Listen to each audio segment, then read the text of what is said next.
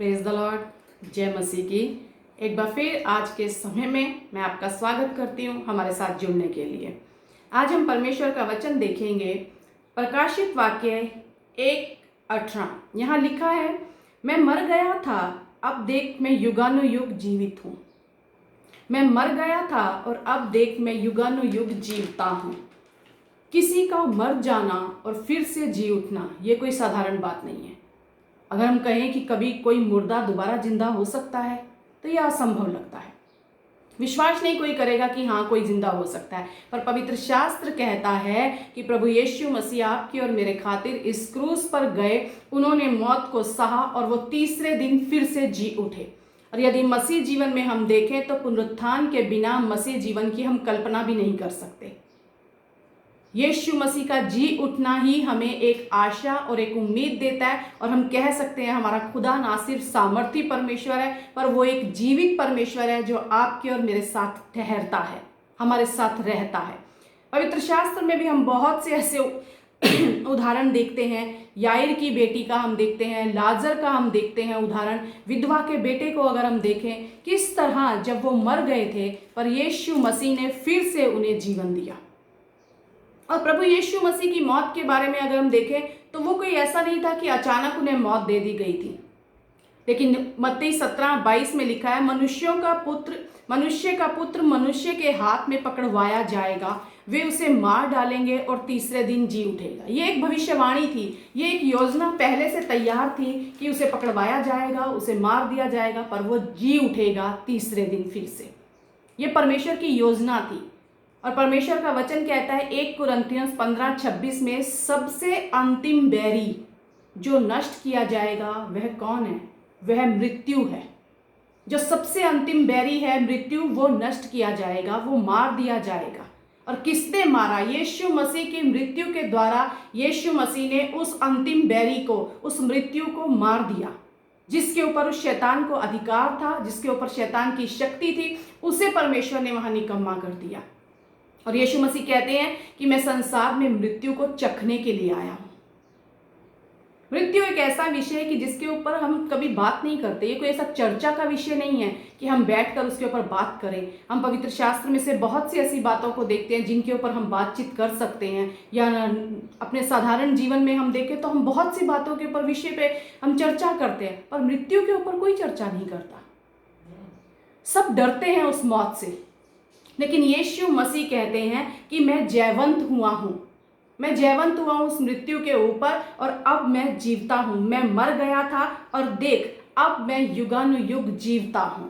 अब वो जीवित परमेश्वर है, आपकी और मेरे साथ है। इसीलिए आज हम कह सकते हैं कि हमारा यीशु मसीह जो कहते हैं, मैं इसलिए आया कि तुम जीवन पाओ और बहुत तायत का जीवन पाओ, वो प्रभु यीशु मसीह आपको और मुझे जीवन देने आए हैं।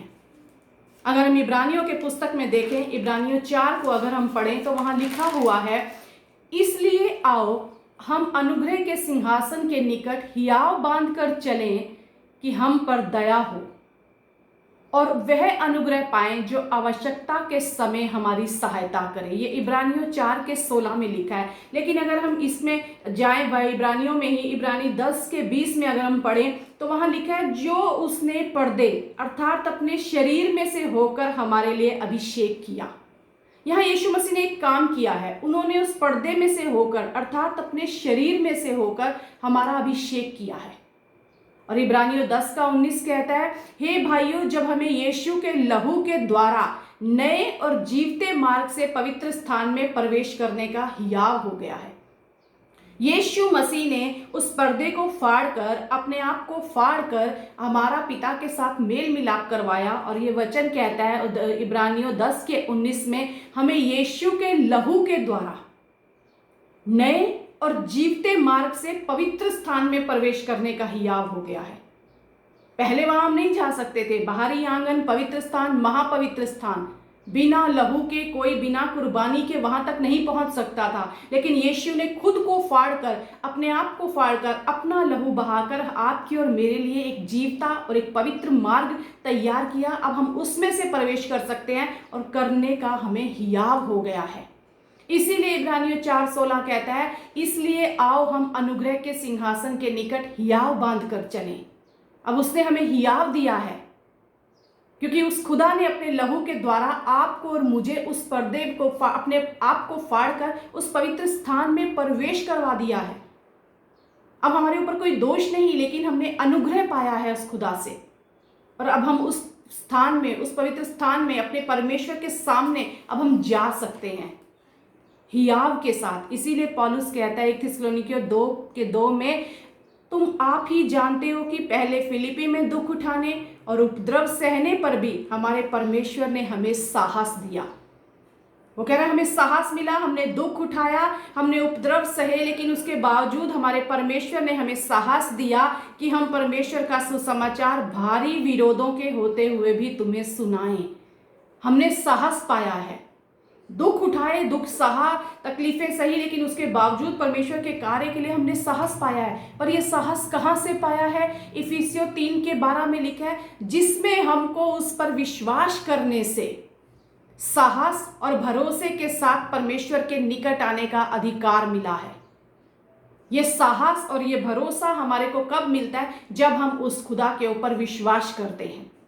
जब हमने उसके ऊपर विश्वास किया, हमने साहस और भरोसा पाया और परमेश्वर के निकट आने का अधिकार पा लिया। अब उस साहस के साथ, उस हियाव के साथ पौलुस अपने जीवन में काम कर रहा है, और वो यही अधिकार और यही हियाव अब हमें उस अनुग्रह के सिंहासन के निकट आने का भी हमें मिल गया है।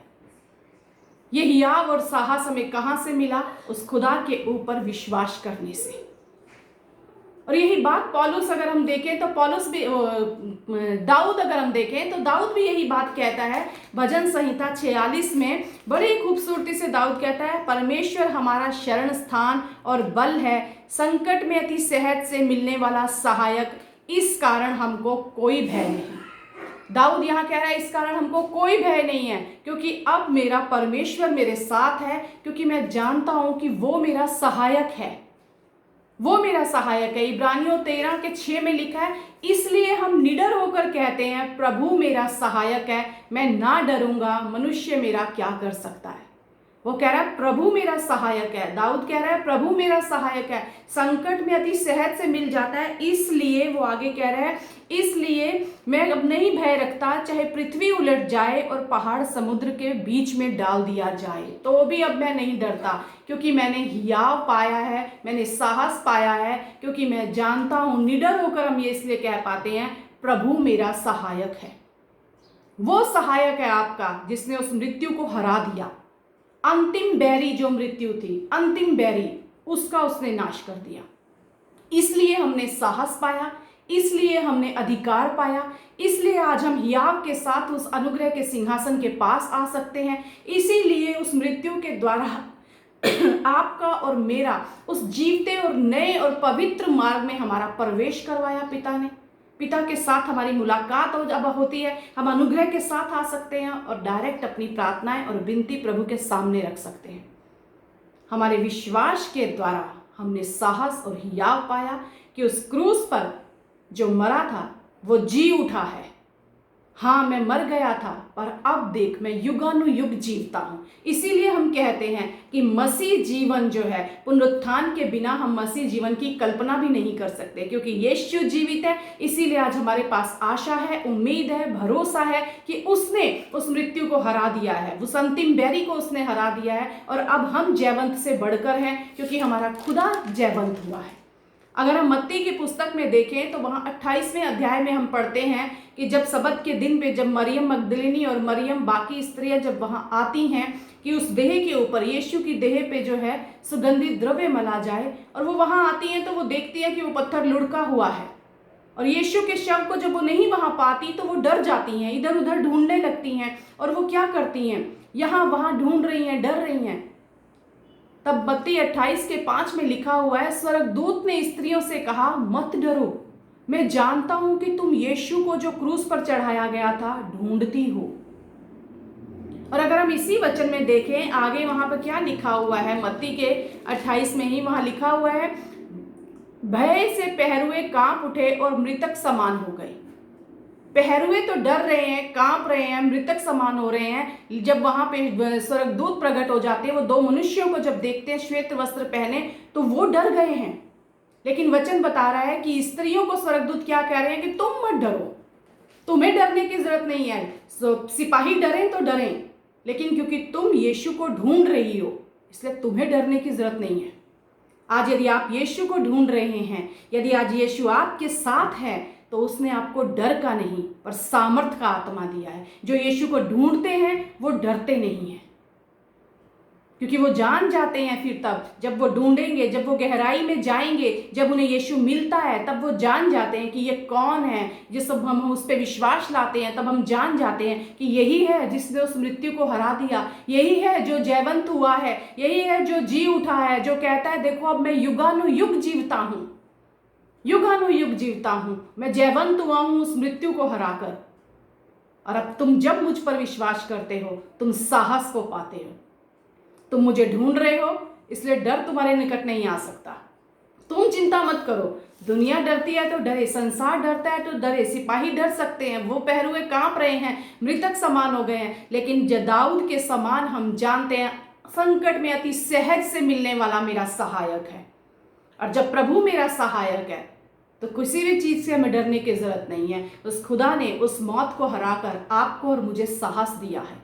उस खुदा के ऊपर जब हम भरोसा करते हैं, विश्वास करते हैं, आज यदि कोई आप ऐसे हैं जिसने अभी तक यीशु को नहीं ढूंढा और आप डर रहे हैं अपने जीवन में, आज खुदा का वचन आपसे कहता है मैं जी उठा हूं, मैं जी उठा हूं, तुम मुझे ढूंढो। तुम क्यों डरते हो? अगर तुम मुझे ढूंढोगे तो कोई बीमारी तुम्हारे नजदीक नहीं आ सकती। मुर्दे लाजर को 4 दिन बाद भी मैंने उस कब्र में से बाहर निकाल कर जिला दिया।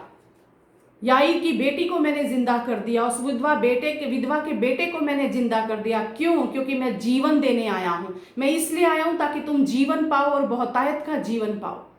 खुदा आपको और मुझे जीवन देने आया है। वो डर में हमें जिंदगी बिताने के लिए छोड़ने नहीं आया कि हम डरते रहें सारी जिंदगी। बीमारी से डरें, गरीबी से डरें, कल क्या होगा उससे डरें, अपने भविष्य से डरें, अपने पास्ट से डरें। नहीं, खुदा कहता है तुम क्यों डरते हो? यदि तुम मुझ पर विश्वास रखते हो तो मैंने तुम्हें अधिकार दिया है, मैंने तुम्हें सामर्थ दिया है। तुम हियाव के साथ उस अनुग्रह के सिंहासन के पास आ सकते हो। मैंने तुम्हारे लिए उस मार्ग को तैयार कर दिया है। यीशु मसीह ने उस क्रूस पर अपनी मृत्यु को सहा, लेकिन तीसरे दिन जी उठे जब प्रभु, तो ये खुदा ने हमारे लिए, मेरे और आपके लिए एक प्रवेश द्वार खोल दिया है। अपने आप को फाड़ कर उस यीशु ने आपका और मेरा अभिषेक किया है।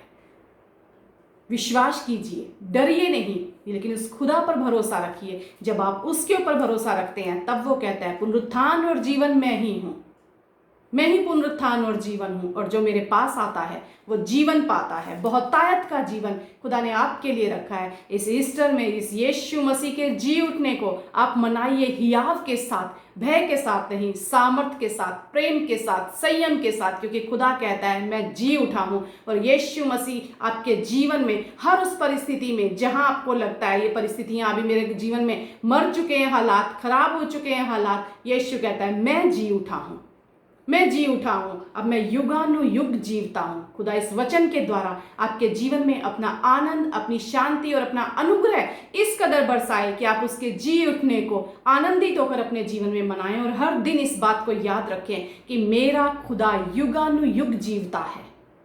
हाँ, वो मर गया था, पर देख अब मैं युगानुयुग जीवता हूं।